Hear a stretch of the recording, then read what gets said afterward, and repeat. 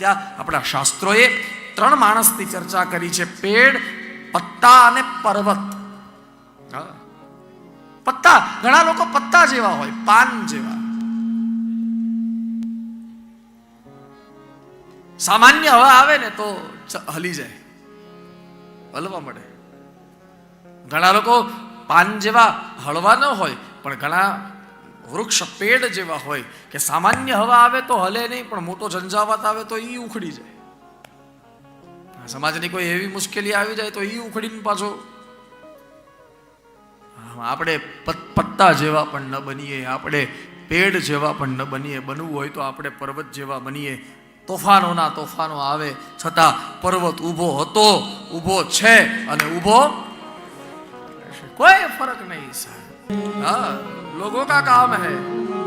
આટલા બધા શાસ્ત્રો લખાયા, આટલા બધા પુરાણો, આટલા બધા વેદો, ક્યાંય એક વાતનો ઉલ્લેખ નથી કે તમે કેવા પ્રકારનું જીવન જીવો તો લોકો મંજૂર રાખે.